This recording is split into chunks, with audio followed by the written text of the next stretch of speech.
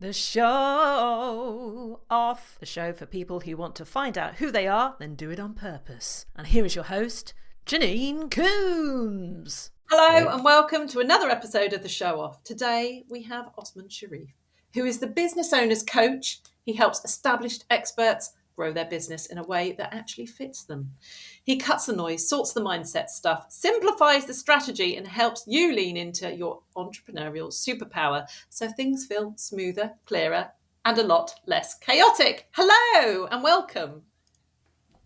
Hello, Janine. It's lovely to be here. I'm so excited to have you on today because what you do fits so neatly with what I'm trying to do on this show, because it's all about knowing yourself and then playing to your strengths, isn't it? Absolutely. When you do that, that's when the magic happens. I'm sure you agree. Yeah, and I did have a little stalk before the episode on your socials, and that sort of theme comes through, the magic, and it does feel magical when you actually finally stop following the shoulds and what that person's doing and what that person said you should do, and actually go with the flow and play to your strengths. And it does feel magical because things start happening and they click into place. So tell me more about how you help people. So I work with business owners that, as you said in the intro, that they're experts at what they do. So what I love is, and I'm sure you resonate with this, and you've got many clients like this as well, is they tend to have been at the top of their game and they're really passionate about their expertise. And that's what probably helped them on that journey to then go, right, I'm going to be my own boss, right? And for them, most of them probably didn't think that they were going to be a business owner. So for them, that's where it gets really interesting, because business can feel really personal to them, which on one hand is exciting because it's like, I'm doing something that I'm really good at, I'm really passionate about. And when it goes well, then that's fantastic. But when things get a little bit challenging, when we start getting overwhelmed with all the noise out there, when we actually start to get confused, and that's where sometimes it can then feel a little bit like that passion or that magic starts to dilute. And it can also then start to feel a bit of a, well, what's wrong with me? Because business is really personal. It can actually feel like we're staring in a mirror. And that ultimately can have an impact in terms of their profitability, their success in their business. So for me, I really love working with business owners to help them to make sure that they've got those three elements really working for them, that they can still be passionate. Business still can be a great reflection of who they are. And also it can be highly profitable as well. Yeah, I think there's so much out there about personal brand and you are the business and people buy from people that it almost means that there's no separation anymore between you and the business, which is not healthy in a way, because if things are going bad with the business, it doesn't mean you're less worthy as a person, does it? Yeah, definitely. And I think it is about making sure that you can still show up as like who you are, the true personality, the true characteristics of what makes you. But having that element of going, right, like you say, the results aren't a reflection on actually who you are as an individual. It's often then about, well, how are you showing up? Because a lot of times then we're trying to show up in a way that just doesn't feel natural, that feels like we're squeezing our feet into somebody else's shoes, and that's where it becomes, more difficult. So it is very much like, from my experiences, when we give ourselves permission to go, right, this is who I am, warts and all, but when you also get to kind of recognize that and accept it, for a better word, it then allows things to go, right, that works for them, but that doesn't mean it should work for me. And you get to be very much more picky and choosy around, well, that's the path that I'm going down and that's the game I'm playing effectively as well. Yeah. Have you got any nice client examples where somebody was going against their natural nature and they were just like, oh no, I've got to keep going, and then you've been able to go in and say, ooh, but wouldn't this be easier? Have you got any examples of that? Yeah, absolutely. I've got so many. One of the things that I do, like, and if I can pull it back just for a second, right, because there's so many things that we can do. And one of the things that I use that's helped me as a business owner as well is like personality profiles called wealth dynamics. And I won't go into all the ins and outs of it, but that's why I don't work with any single client until we know which of the 8 profiles they are, because it really does make a difference in terms of, well, are you playing in the best way for what would be a natural fit for you. And it reminds me of one of my long-standing clients, Jenny. So Jenny heard me on a podcast talking about wealth dynamics, and never knew her at all.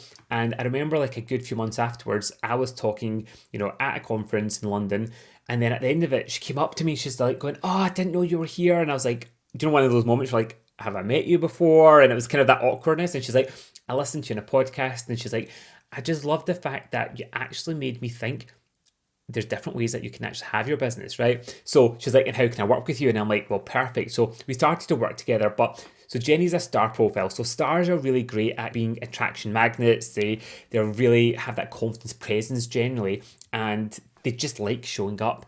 But Jenny at that point she had her business, and it was very much focused around e-commerce, property, Amazon fulfillment, which I'm not saying you can't do that as a star, right? But when you're kind of hiding behind spreadsheets and looking at click-through rates and all that kind of stuff, it doesn't necessarily help you to shine in the best possible way.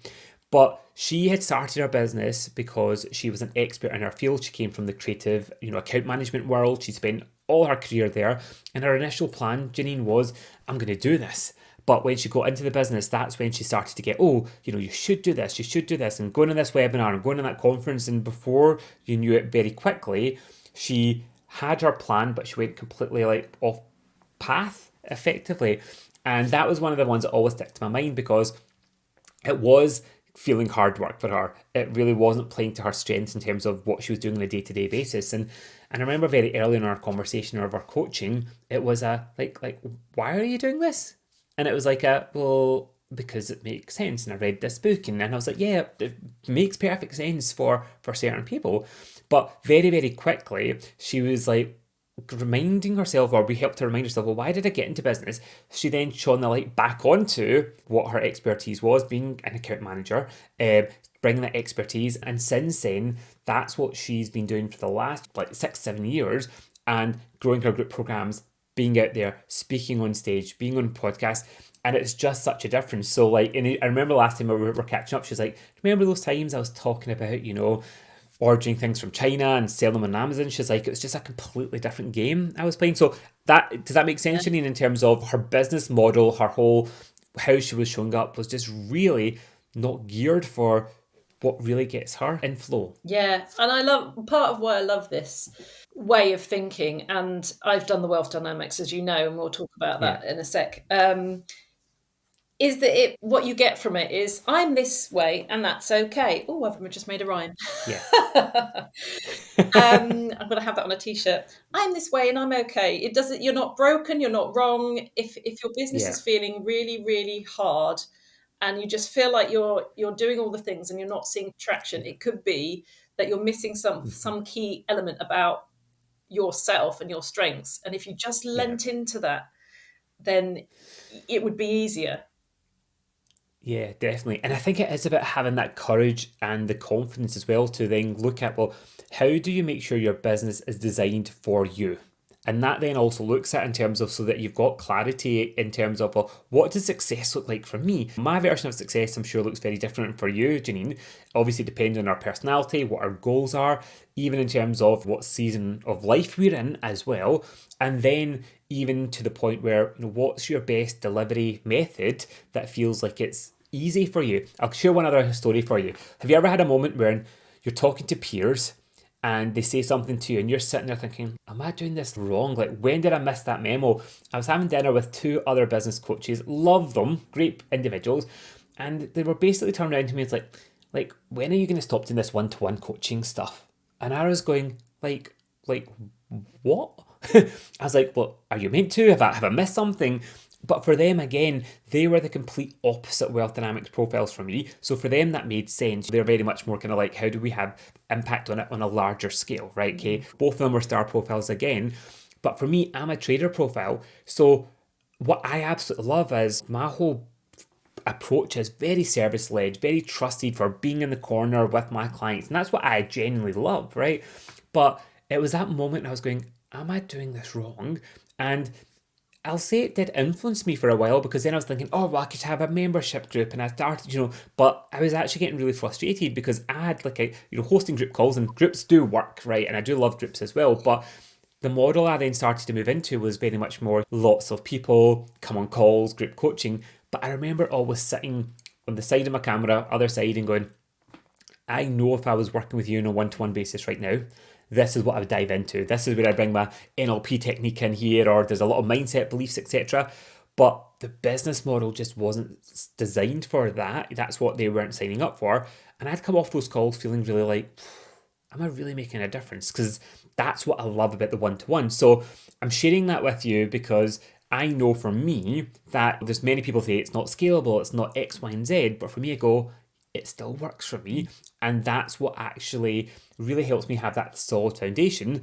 And it stops other people. But again, flip side, I know somebody else that started to have their coaching business and they were thinking it all had to be one-to-one.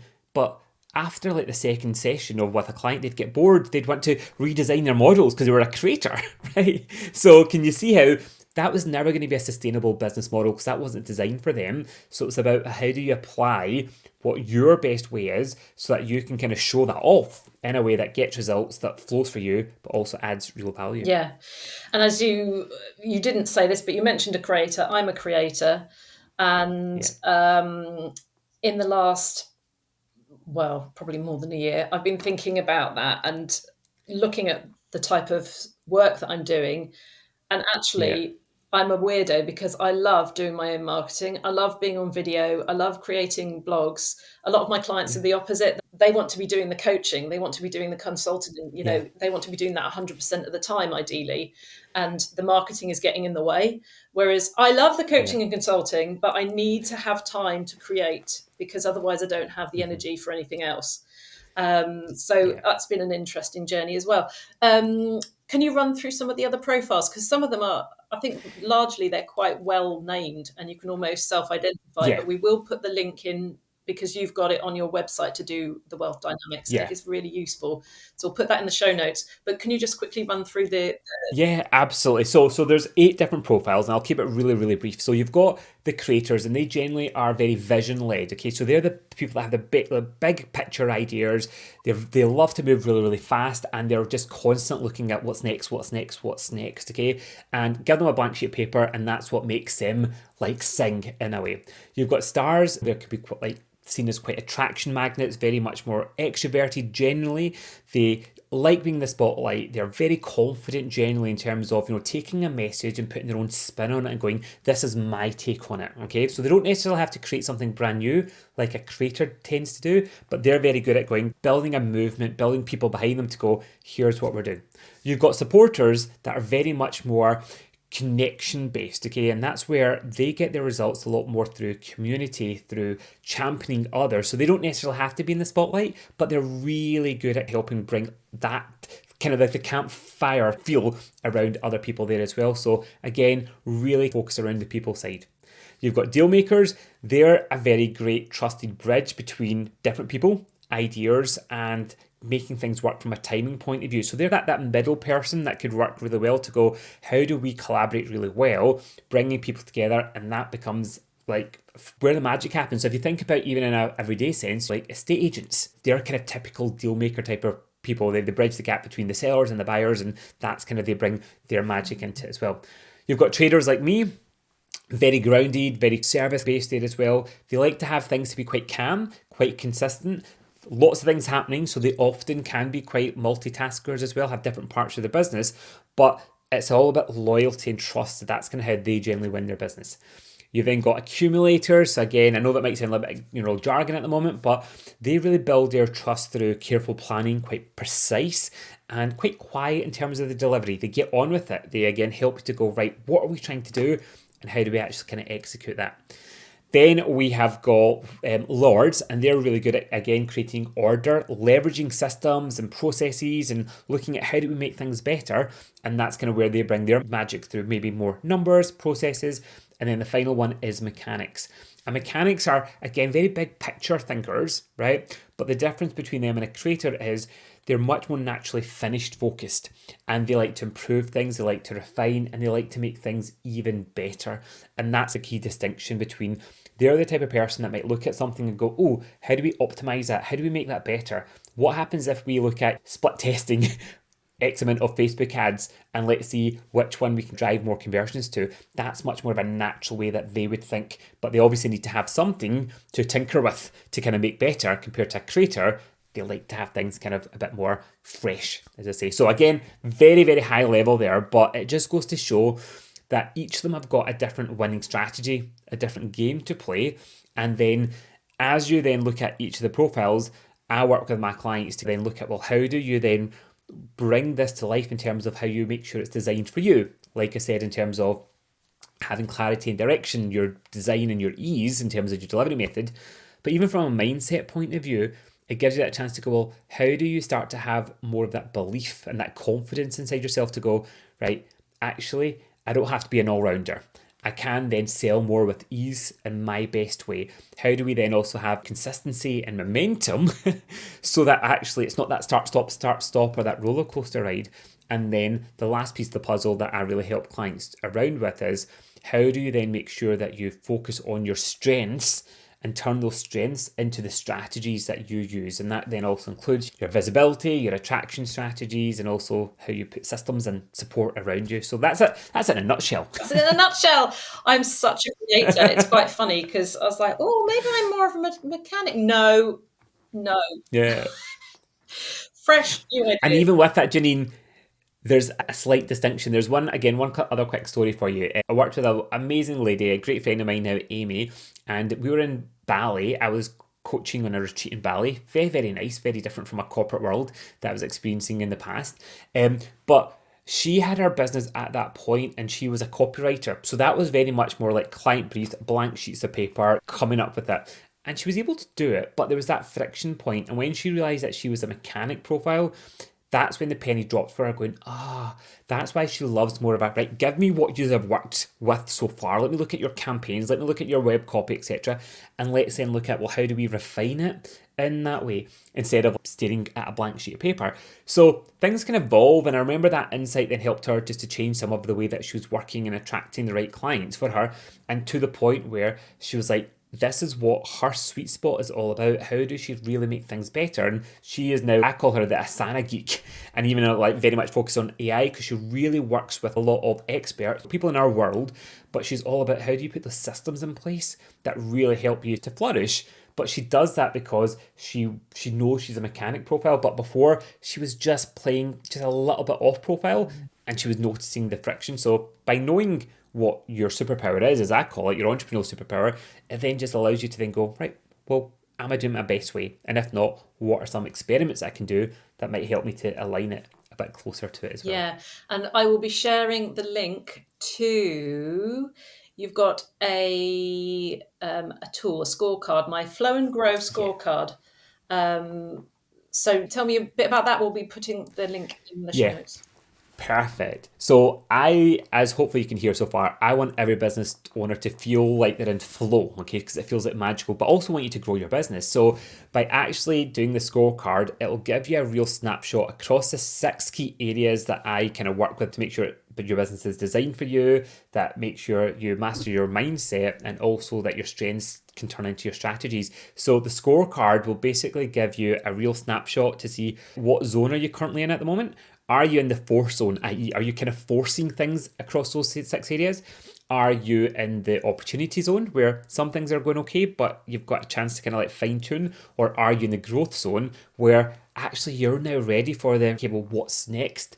But this is also interesting because even if you are established and things are going well, because I work with a lot of established business owners, what often can happen is when we're ready for what's next, we can end up breaking what was working for us because then we start to go, oh, now let me follow this strategy or play this other game, and that could take us off profile as well. So I'd really encourage you, do the scorecard. I'll give you a bit of an idea in terms of obviously what zone you're in and then how wealth dynamics and the profiles all kind of integrates into that. So that's my recommended next step. Yeah, really. We'll stop talking about wealth dynamics and stuff in a sec, but before we do, I just wanted to share one of my biggest revelations about when I did my wealth dynamics profile.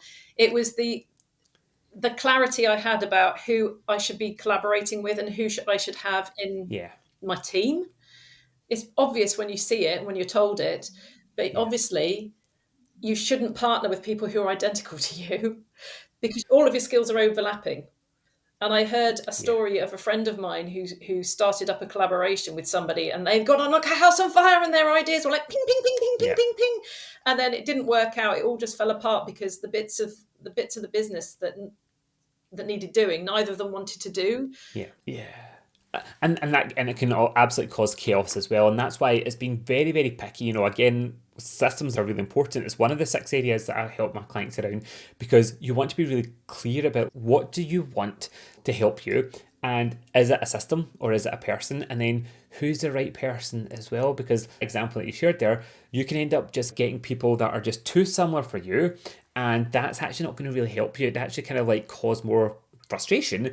So it's really, really interesting to see who are those sweet spots. And even if it's not employing someone, I have got lots of business peers as well and buddies, and it's really great when you're co-working with people. Like, you can resonate with this because Janine, me and you are the complete opposite on the wealth dynamics square, right? Sometimes because I'm a trader, I'm like so in the detail. I love what I'm doing. One of my good friends, Sam, she is a creator. So sometimes when we have our co-working day, and I'll go, this is what I'm doing, and literally on one piece of paper, she's literally just went, is this what you're trying to do? And I'm like,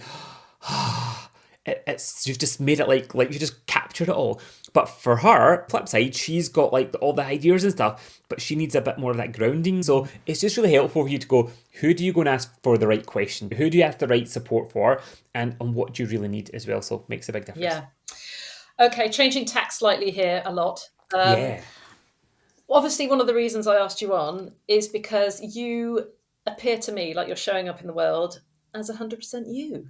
And like you know yourself, and obviously through Wealth Dynamic and other tools like that, you have got to know yourself very well. So what was that journey like? Have you always been grounded in who you are and proud to be you and not feel weird for doing things differently, or? No. But it's been a lot of it has just been insights as well. So I was thinking about this even before today. Like, I started my career as a HR manager because I've always been about helping people, right? And I thought that's the best thing that I can do. But I joined Marks and Spencers in the graduate program, which was a great foundation.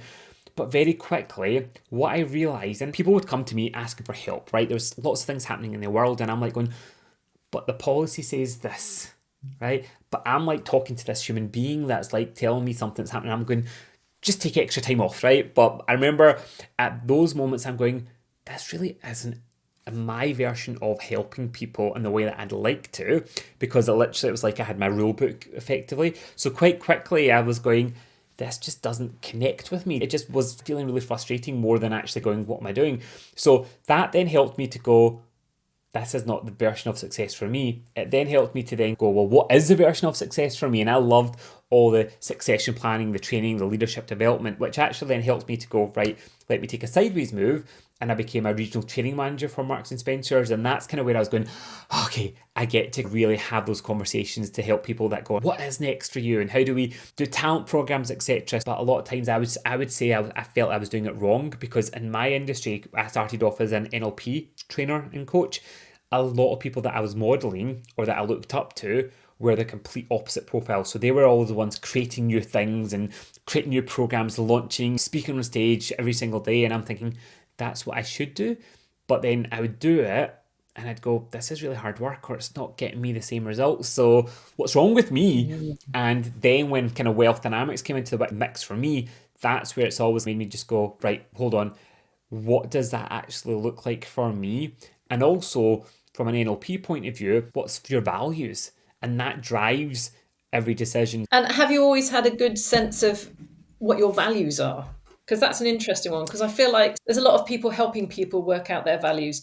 What's your opinion of that? So this is where I've got my NLP hat. Neuro-linguistic programming comes in here, because one of the key things that I did, and I did my NLP training back when I was still in the corporate world, values is a really powerful part of NLP. Because it helps you to understand, well, what happens in here? How do we see the world? All of it is filtered through our values, and there's a really powerful process that helps you to uncover your unconscious values. So these are not what you think that they should be, but they're really the things that actually, when we're just operating, they're literally, we're filtering, we're deleting, we're distorting, and we're generalizing every experience. Your values don't generally shift hugely. They can be prioritized slightly different depending on different stages of life, etc.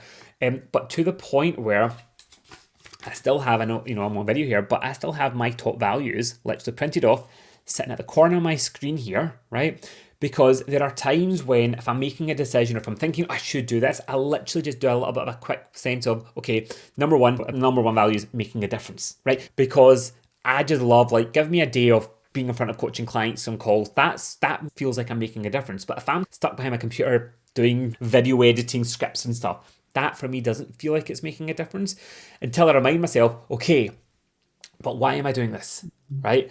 And it's for this 1 week period, I might feel a little bit like out of flow, but the bigger purpose of it is this is designed to help somebody to get more understanding and make a difference to what it looks like for them. So can you see the difference between that? If you didn't know what your values are, sometimes you can either get pulled in so many different directions, or you can go, this doesn't work for me, and then you just go and do something else and you go, well, why is this not working?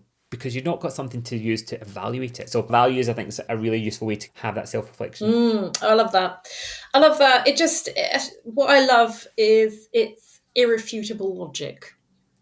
It's like, it makes sense. Like, who could argue with that? Like, knowing yourself, playing to your strengths, knowing what your values are.